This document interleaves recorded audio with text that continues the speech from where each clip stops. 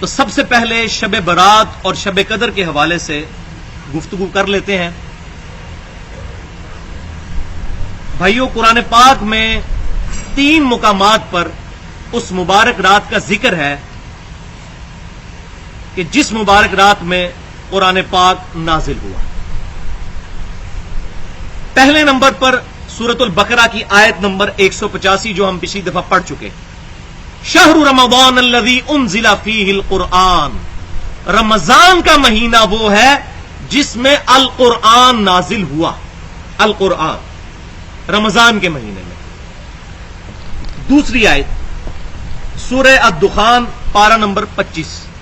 بسم اللہ الرحمن الرحیم. حامیم والکتاب المبین انا انزلناہ فی لیلۃ مبارکۃ انا کنا منذرین فیہا یفرق کل امر حکیم امرا من عندنا انا کنا مرسلین. حامیم، اس روشن کتاب کی قسم، بے شک ہم نے اس کتاب کو ایک مبارک رات میں نازل کیا.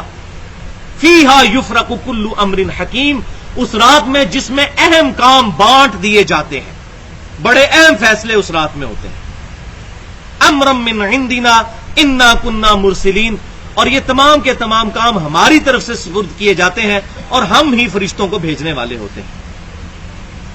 اور تیسرا مقام آیا ہے پوری سورت اس مبارک رات کے اوپر، سورۃ القدر پارہ نمبر 30 میں. بسم اللہ الرحمن الرحیم. انا انزلناہ فی لیلۃ القدر، بے شک اس قرآن کو ہم نے ایک عزت والی قدر والی رات میں نازل کیا. وما ادراک ما لیلۃ القدر، اور تمہیں کیا پتا کہ لیلۃ القدر کیا ہے؟ لیلۃ القدر خیر من الف شہر، یہ وہ رات ہے جو کہ 1000 مہینوں سے افضل ہے، 83 سالوں سے افضل ہے اس کے اندر عبادت کرنا.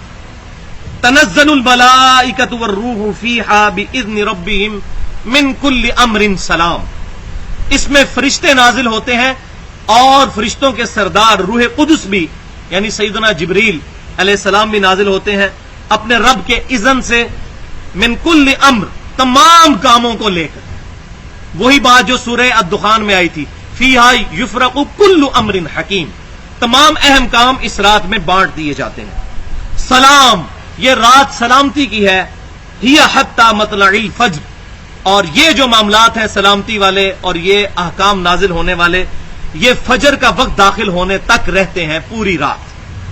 تو یہ رات ہے جس کو ہم شب قدر کہتے ہیں، جو رمضان المبارک کے آخری عشرے کی طاق راتوں میں آتی ہے. وہ آگے ڈیٹیل احادیث آ گئی.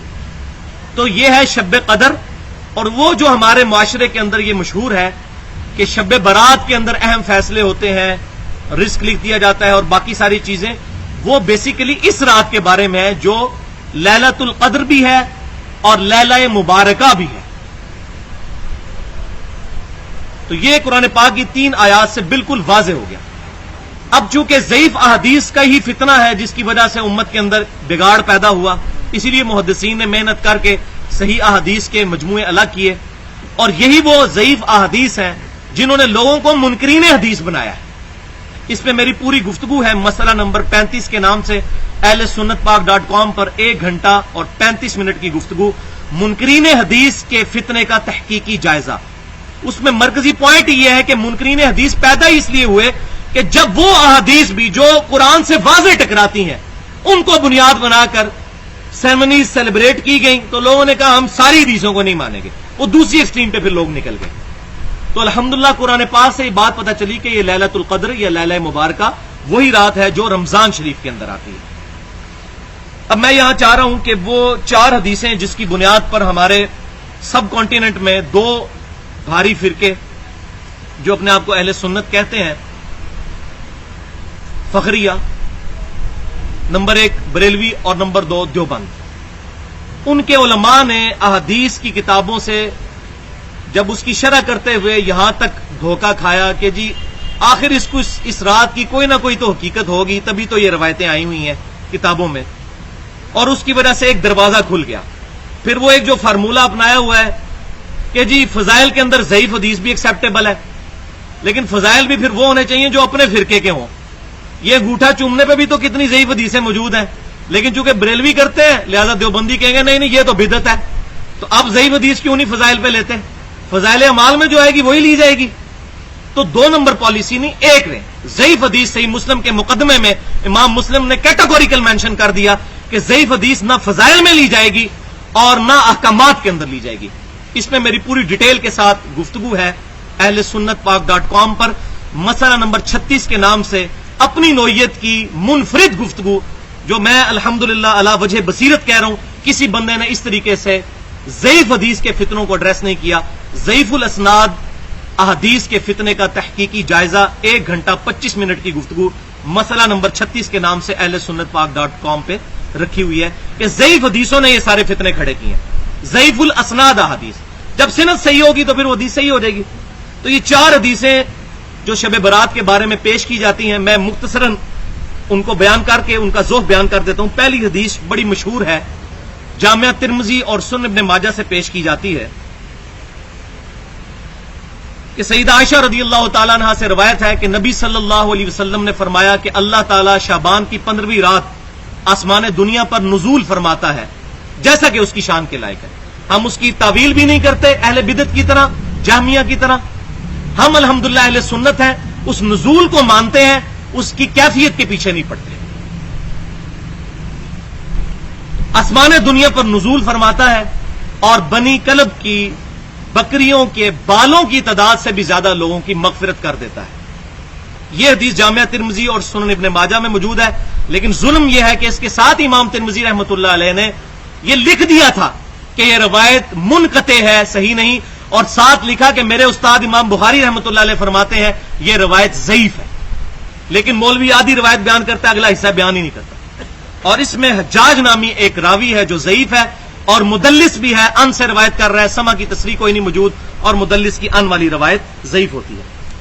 یہاں یہ بات یاد رکھیں کہ جو ہمارے اہل تشیع بھائی ہیں وہ بھی پوری دنیا کے اندر شعبانیہ مناتے ہیں، تو وہ اس رات کو اس وجہ سے نہیں منا رہے ہوتے جو اہل سنت کے بعض گروہوں میں آ گئی ہے. ان کا موقف یہ ہے کہ اس رات میں امام محمد بن حسن عسکری رحمت اللہ علیہ پیدا ہوئے تھے، تو وہ ان کا یوم ولادت مناتے ہیں، اس کو شعبانیہ کہتے ہیں. آپ ٹی وی پہ دیکھیں گے ایران میں بھی، اردن میں، فلسطین میں، عراق کے اندر وہ شعبانیہ کی جو ہے وہ سرمنی سیلیبریٹ کر رہے ہوتے ہیں. تو وہ شعبانیہ جو مناتے ہیں وہ اپنے ان اماموں کی ولادت کو، ہم بھی الحمدللہ اہل سنت کے بھی وہ امام ہیں، ائمہ اہل بیت جو ہیں. دوسری حدیث سنن ابن ماجہ سے پیش کی جاتی ہے کہ نبی صلی اللہ علیہ وسلم نے فرمایا کہ اللہ تعالی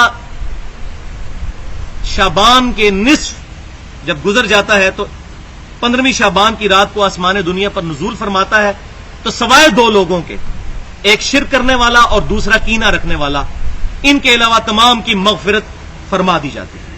تو یہ حدیث بھی اصول محدثین پر ضعیف ہے. اس کی وجہ یہ ہے کہ اس کے اندر 2 راوی مدلس ہیں، ابن لہیہ اور ولید بن مسلم، اور دونوں ان سے روایت کر رہے ہیں، اور مدلس کی ان والی روایت ضعیف ہوتی ہے جب تک سما کی تصریح موجود نہ ہو. صحیح مسلم کے مقدمے سے میں کافی دفعہ بیان کر چکا. اس حدیث کو شیخ البانی رحمہ اللہ نے اپنی اجتہادی غلطی کی وجہ سے صحیح قرار دیا. لیکن ظلم کی انتہا یہ ہے کہ جو لوگ شب برات کے خلاف بول رہے ہوتے ہیں، خصوصاً ہمارے اہل حدیث بھائی، اہل سنت میں سے اہل حدیث بھائی جو ہیں، تو وہ بریلویوں کو تو رد بڑے زور و شور سے کر رہے ہوتے ہیں، لیکن شیخ البانی کا رد کوئی نہیں کرتا کہ انہوں نے اس روایت کو اصول محدثین پر صحیح قرار دیا، حالانکہ یہ 100% پکی ضعیف روایت ہے، کیونکہ 2 راوی مدلس ہے اور ان سے روایت کر رہے ہیں، سما کی تصریح کوئی نہیں ہے. ایک راوی مدلس ہو ان سے روایت کرے تو روایت ضعیف ہو جاتی ہے. لیکن انہوں نے اس روایت کو صحیح کہا، ان کی یہ اجتہادی خطا ہے. اور اگر کوئی شخص کہتا ہے جی مدلس کی آن والی روایت ضعیف نہیں ہوتی اور سما کی تصریح نہ موجود ہو تب بھی ٹھیک ہے، تو میں نے اس کے لیے پھر علم الکلام سے ایک الزامی جواب رکھا ہوا ہے جس کو پنجابی میں کہتے ہیں پھکی. مشکات المصابیح میں انٹرنیشنل نمبرنگ کے مطابق 4902 نمبر حدیث ہے، جو مسند امام احمد میں بھی موجود ہے اور الادب المفرد امام بخاری کی اس میں بھی موجود ہے. اور دونوں اماموں نے نہ اس کو صحیح کہا نہ ضعیف کہا، خاموشی اختیار کی، لیکن صحیح بخاری میں نہیں ہے۔ بخاری اور مسلم کی تمام متصل الاسناد مرفوع احادیث قطعی الصحت ہیں، اس پر اجماع ہے، شاہ ولی اللہ دہلوی نے حجت اللہ البالغہ میں نقل کیا ہے۔ یہ الادب المفرد کی بات ہو رہی ہے، تو مشکات المصابیح میں بھی موجود ہے، مفاخرت کے چیپٹر کے اندر، مسند امام احمد میں بھی ہے، الادب المفرد کے اندر بھی ہے کہ جو شخص اپنے جاہلی نسب پر فخر کرے، جاہلیت کے نسب پر، اس کو کہو کہ اپنے باپ کا عضو تناسل کاٹ کے اپنے منہ میں رکھ لے، والعیاذ باللہ۔ اور یہ بات کنایے سے نہ کرو، ڈائریکٹ بات کرو، ایسی بےہودہ بات معاذ اللہ کیا نبی صلی اللہ علیہ وسلم ارشاد فرما سکتے ہیں؟ اس روایت کی سند بھی متصل ہے، لیکن اس میں حسن بصری مدلس ہے اور ان سے روایت کر رہے ہیں، سما کی تصریح کوئی نہیں، لہذا جس نے ان شعبان کی روایتوں کو صحیح ماننا ہے، پھر یہ والی گستاخانہ روایت بھی صحیح ماننی پڑے گی، جبکہ صحیح بخاری اور مسلم کی متفق علیہ حدیث ہے کہ نبی صلی اللہ علیہ وسلم میں کنواری لڑکیوں سے زیادہ شرم و حیا تھی، آپ صلی اللہ علیہ وسلم اس طرح کی گفتگو فرما ہی نہیں سکتے، اور اس سے بڑھ کر قرآن پاک میں ہے وَإِنَّكَ لَعَلَىٰ خُلُقٍ عَظِيمٍ، اے امام اعظم محمد رسول اللہ صلی اللہ علیہ وسلم، اے ہمارے محبوب، آپ بے شک اخلاق کے اعلیٰ ترین درجے پر فائز ہیں، الحمدللہ۔ تیسری حدیث سنن ابن ماجہ سے پیش کی جاتی ہے کہ نبی صلی اللہ علیہ وسلم نے فرمایا کہ شعبان کی 15ویں رات کا قیام کرو، اس رات اللہ تعالیٰ آسمان دنیا پر نزول فرماتا ہے، اور فجر تک پھر ندا آتی ہے کوئی مغفرت کا طلبگار میں اس کو مغفرت عطا کروں، ہے کوئی روزی مانگنے والا میں اس کو عطا کروں، ہے کوئی عافیت مانگنے والا میں اس کو عطا کروں، اور یہ سلسلہ طلوع فجر تک جاری رہتا ہے۔ حالانکہ یہ بھی فضیلت جو ہے بیسیکلی شب قدر کے بارے میں ہے، لیلۃ القدر، لیلہ مبارکہ کے بارے میں ہے، جو رمضان کے آخری عشرے میں آتی ہے۔ یہ حدیث جو ہے یہ من گھڑت حدیث ہے، کیونکہ اس کے اندر ایک راوی ہے ابو بکر بن عبداللہ، امام احمد بن حنبل رحمۃ اللہ علیہ فرماتے ہیں کہ یہ کذاب راوی ہے، یہ حدیثیں گھڑا کرتا تھا، تو یہ روایت بھی اصول محدثین پر من گھڑت ہوئی۔ یہاں یہ بات یاد رکھیں کہ صحیح بخاری اور مسلم کی متفق علیہ حدیث ہے کہ اللہ تبارک و تعالی ہر رات کو جب آخری 1/3 رات رہ جاتی ہے، یعنی اگر 6 گھنٹے کی رات ہے تو آخری 2 گھنٹے میں آسمان دنیا پر نزول فرماتا ہے، ہر رات پورا سال، اور اللہ تعالی کی طرف سے یہ ندا آتی ہے کوئی مجھ سے دعا کرنے والا کہ میں اس کی دعا قبول کروں، ہے کوئی مجھ سے مغفرت مانگنے والا کہ میں اس کی توبہ قبول کروں، ہے کوئی مجھ سے رزق طلب کرنے والا کہ میں اس کو رزق عطا فرماؤں، اور یہ ندا آتی رہتی ہے یہاں تک کہ فجر کا وقت شروع ہو جائے۔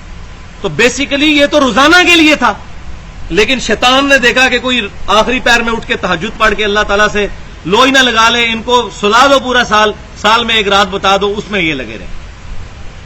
ہاں، جو صحیح سند سے ثابت ہے اس کو ہم مانتے ہیں، وہ امت کے لیے تحفہ ہے لیلۃ القدر کا۔ تو لیلۃ القدر ہی شب برات بھی ہے، آزادی کی رات، یہ نام سے ہمیں کوئی چڑ نہیں ہے۔ شب برات کہتے ہیں لفظ نہیں ثابت، تو شب قدر کی تو ثابت ہے، شب تو فارسی میں ہے، تو یہ علم الکلام کی بات ہے، یہ الفاظ استعمال کرنے میں کوئی حرج نہیں، ٹرانسلیشن ہوتی ہے۔ تو شب قدر ہو، شب برات، یہ تمام چیزیں رمضان المبارک کے آخری عشرے میں جو تاک راتوں میں ایک رات ہے، جس کے بارے میں یہ فضیلت ہے۔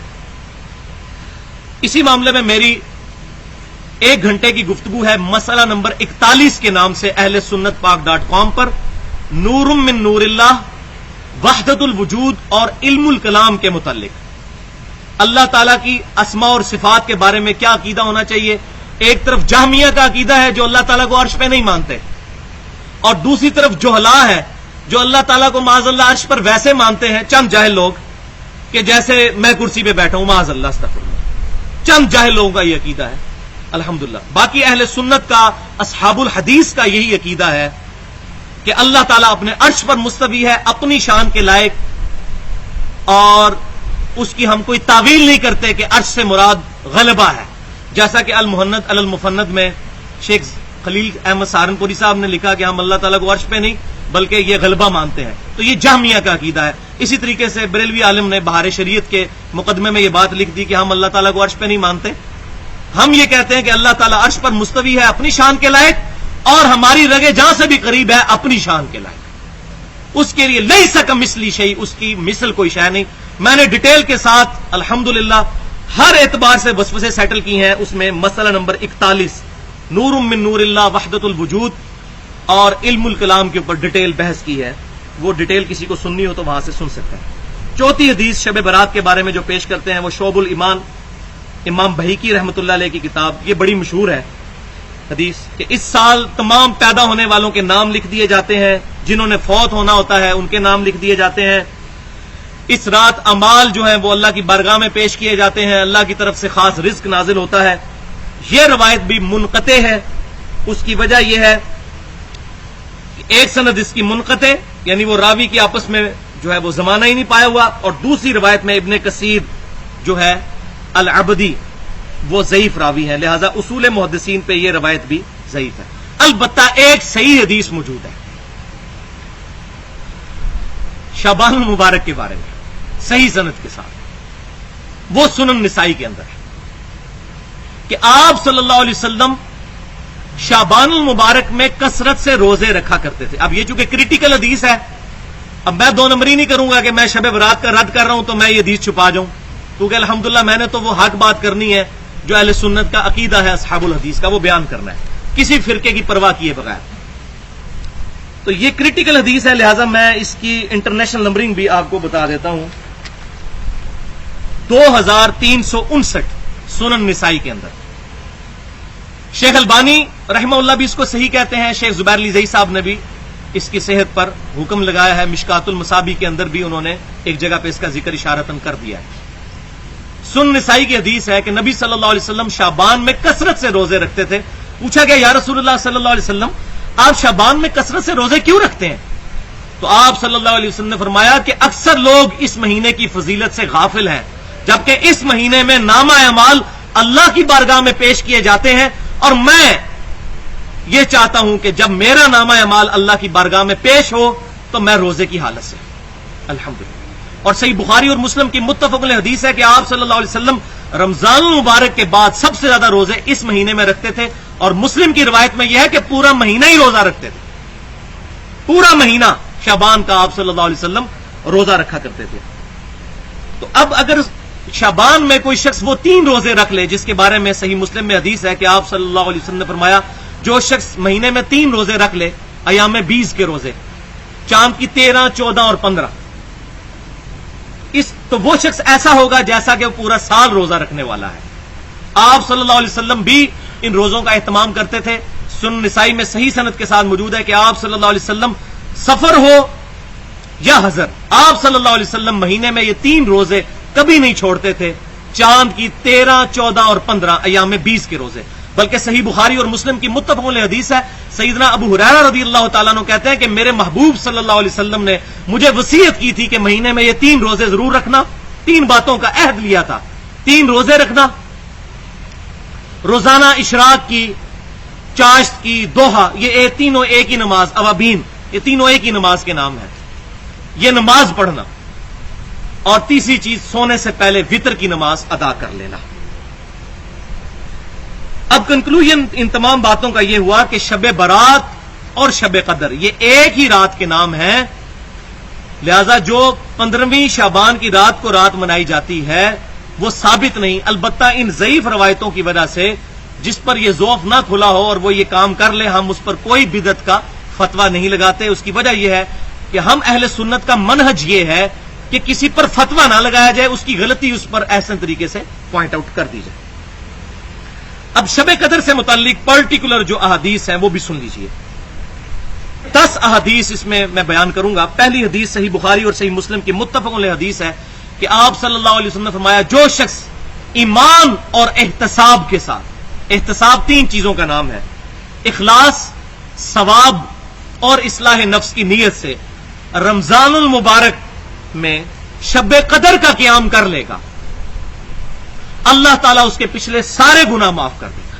لیکن اس سے مراد صغیرہ گناہ ہے. میں پچھلی دفعہ بھی صحیح مسلم کی بتا چکا حدیث کہ کبیرہ گناہ صرف توبہ سے معاف ہوتے ہیں, نیک اعمال سے معاف نہیں ہوتے. اس پر میری پوری گفتگو ہے 50 منٹ کی تقریباً اہل سنت پاک.com پر, مسئلہ نمبر 18 کے نام سے توبہ اور گناہ کبیرہ کے متعلق. دوسری حدیث بھی متفق علیہ ہے صحیح بخاری اور صحیح مسلم کی. نبی صلی اللہ علیہ وسلم نے رمضان المبارک کے پہلے عشرے کا اعتکاف کیا تو پھر آپ صلی اللہ علیہ وسلم نے فرمایا کہ میں نے شب قدر کو اس میں نہیں پایا.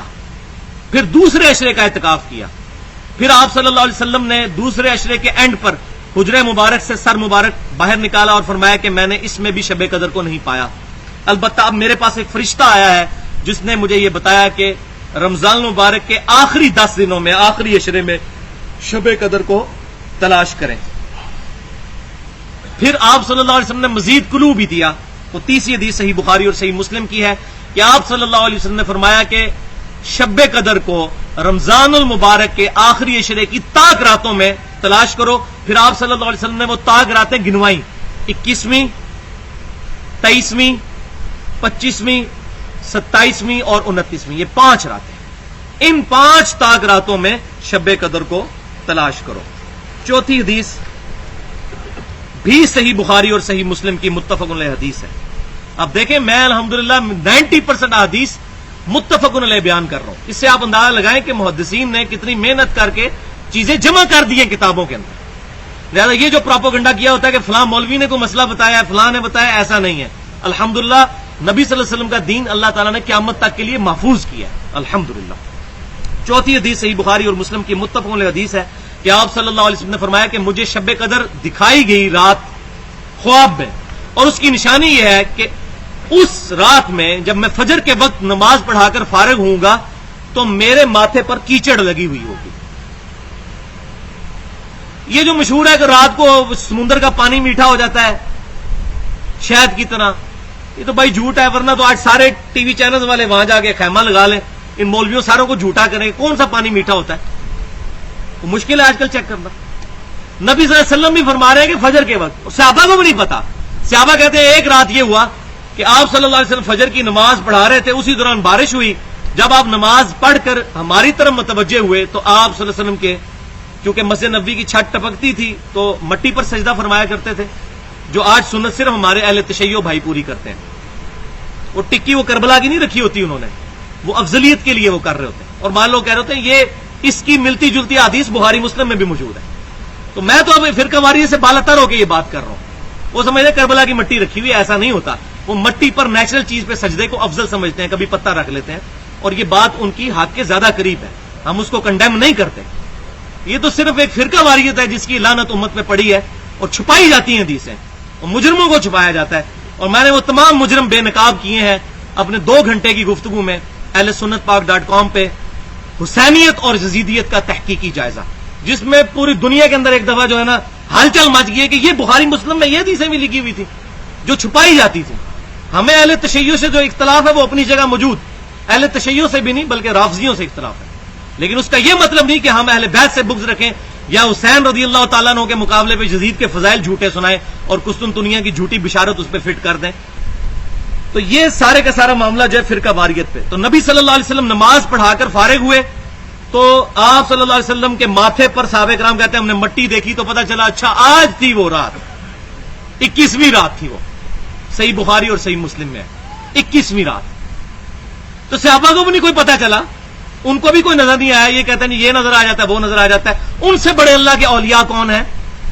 اس سے بڑے دین کی حجت کون ہے لوگ؟ تو ان کو بھی نشانی نبی صلی اللہ علیہ وسلم کو دیکھنے کے بعد پتا چلا. اور مسلم کے الفاظ یہ ہیں کہ عبداللہ بن انیس رضی اللہ تعالیٰ عنہ کہتے ہیں کہ ہم نے نبی صلی اللہ علیہ وسلم کے مبارک زمانے میں 23ویں رات کو پایا تھا شب قدر کے طور پر. 21ویں بھی 23ویں بھی ثابت ہوگی. اور صحیح مسلم میں یہ ہے 6ٹھی حدیث، ابی ابن کعب رضی اللہ تعالیٰ عنہ اللہ کی قسم اٹھا کے کہا کرتے تھے کہ 27ویں رات جو ہے یہ شب قدر ہے. تو لوگ یہ پوچھتے تھے آپ انشاءاللہ کہے بغیر قسم اٹھاتے ہیں، اتنے آپ کانفیڈنٹ ہیں؟ تو انہوں نے کہا ہاں میں اس نشانی کی وجہ سے کانفیڈنٹ ہوں جو نبی صلی اللہ علیہ وسلم نے ہمیں بتائی تھی کہ اس دن جب سورج صبح طلوع ہوتا ہے تو وہ بغیر شعاع کے ہوتا ہے، یعنی وہ ٹکیا باہر نکلتی ہے، سورج میں وہ تمکنت نہیں ہوتی. اس نشانی یعنی وہ بھی صبح ہی پتا چلے گا، رات کو نہیں پتا چلے گا. اب یہ اتنے مختلف اقوال ملتے ہیں. اس میں میں نے اہل تشیع جو بھائی ہیں ان کے ساتھ بھی رابطہ کیا تو ان کے نزدیک بھی کوئی فکس رات نہیں ہے. تو یہ احادیث کا اسلوب یہ بتا رہا ہے. بلکہ سنن ابی داؤد میں سیدنا معاویہ رضی اللہ تعالیٰ سے روایت ہے، وہ کہتے ہیں کہ جب نبی صلی اللہ علیہ وسلم سے ہم نے پوچھا تو آپ صلی اللہ علیہ وسلم نے فرمایا صحیح سند کے ساتھ کہ شب قدر 27ویں رات ہے. لہذا 27ویں پہ بہت زیادہ حدیث ہیں جس کی وجہ سے ہمارے جو بریلوی مکتب فکر کے جو بھائیوں کو اس معاملے میں وہ زیادہ سیلیبریٹ کرتے ہیں تو احادیث بہت موجود ہے، لیکن پھر 21ویں اور 23ویں والی روایتوں کا کیا کریں گے؟ تو اس کا آپٹیمل سولوشن یہ ہے کہ یہ رات بدلتی رہتی ہے. جب آپ صلی اللہ علیہ وسلم نے 27ویں فرمائی تھی اس سال 27ویں کو آئی تھی، ورنہ تو آپ کے خود مبارک زمانے میں 21ویں کو اور 23ویں کو بھی آ رہی ہے. لہذا یہ مقصد یہ ہے کہ پورا عشرہ خصوصاً طاق راتوں میں اللہ تعالیٰ کی عبادت کی جائے، اس میں مقصد یہ ہے. تو یہ رات اللہ تبارک و تعالیٰ سیلیبریٹ فرماتا ہے بدل بدل کر، ورنہ تو آپ یہ پوچھ سکتے ہیں جی 14 اگست کو پاکستان بنا تھا تو ہر سال 14 اگست کو ہی سیلیبریٹ کریں گے. یہ آپ کیا کہتے ہیں ایک دفعہ 11 اگست کو کریں گے، ایک دفعہ 15 کو کریں گے. تو رمضان کی جس رات میں قرآن پاک کا نزول شروع ہوا وہ تو ایک ہی رات ہونی چاہیے، ہے تو ایک ہی رات، لیکن اللہ تعالیٰ نے اس کی سیلیبریشن ڈیوائڈ کر دی ہے، کبھی 21ویں، کبھی 23ویں، کبھی 25ویں، کبھی 27ویں، تاکہ لوگ خوشی کے ساتھ عبادت کرتے رہیں. اور یہی مقصد ہے اعتکاف کرنے کا، جو صحیح بخاری اور صحیح مسلم میں اگلی 7ویں حدیث ہے کہ آپ صلی اللہ علیہ وسلم جب رمضان کا آخری عشرہ آتا تو عبادت پر کمر کس لیتے اور خود بھی جاگتے اور اپنے گھر والوں کو بھی جگاتے. بلکہ 8ویں حدیث صحیح بخاری اور صحیح مسلم کی متفق علیہ حدیث کہ آپ صلی اللہ علیہ وسلم وفات تک ہر سال اعتکاف فرمایا کرتے تھے. اعتکاف اسی لیے ہوتا ہے تاکہ شب قدر کو تلاش کیا جائے. بلکہ جامعہ ترمذی میں حدیث ہے کہ ایک سال آپ صلی اللہ علیہ وسلم کا اعتکاف چھوٹ گیا تو اگلے سال آپ صلی اللہ علیہ وسلم نے 20 دن کا اعتکاف فرمایا. لہذا اعتکاف کرنا بھی سنت ہے اور اس کا مقصد شب قدر کو تلاش کرنا ہے. اب سورۃ البقرہ کی 187 نمبر آیت کے تحت ہم پڑھ چکے کہ تم اپنی عورتوں سے ازدواجی تعلق نہ قائم کرو جب تم اعتکاف کی حالت میں ہو. تو اس آیت سے بھی اشارتاً یہ بات پتہ چلتی ہے کہ اعتکاف عورتوں کا بھی مسجد میں ہوگا. بلکہ صحیح بخاری اور صحیح مسلم کی متفق علیہ حدیث ہے کہ امہات المومنین رضی اللہ عنہن ان کے خیمے بھی مسجد نبوی میں لگا کرتے تھے اعتکاف کے لیے. جیسے آج بھی الحمدللہ وہ سنت زندہ ہے، بیت اللہ شریف میں بھی اور مسجد نبوی میں بھی الگ سے عورتوں کے پردے کا اہتمام ہوتا ہے اور وہاں پر اعتکاف ہوتا ہے. اور یہاں بھی ہمارے پاکستان میں جو اہل حدیث بھائی ہیں اہل سنت میں سے وہ اس سنت کو زندہ کیے ہوئے ہیں کہ وہ عورتوں کے اعتکاف کا اہتمام کرتے ہیں. لیکن اس میں یہ خیال رکھنا چاہیے کہ جہاں سیکیورٹی مکمل کانفیڈنٹ ہوں آپ اور کوئی اور معاملہ بھی بے حیائی پر مبنی نہ ہو وہیں پر عورتیں اعتکاف کریں. ادروائز اس سنت کو زندہ کرنے کے لیے کسی گناہ میں مبتلا نہ ہو جائیں. ہے تو یہ سنت ہی ہے، کوئی فرض اور واجب تو نہیں ہے. لہذا جن لوگوں کا یہ موقف ہے کہ گھر میں اعتکاف ہو سکتا ہے ان کے پاس کوئی دلیل نہیں ہے، اور جو لوگ یہ کہتے ہیں گھر میں اعتکاف نہیں ہو سکتا دلیل ان کے پاس بھی کوئی نہیں، اشارتاً ان کو یہاں سے ملتی ہے.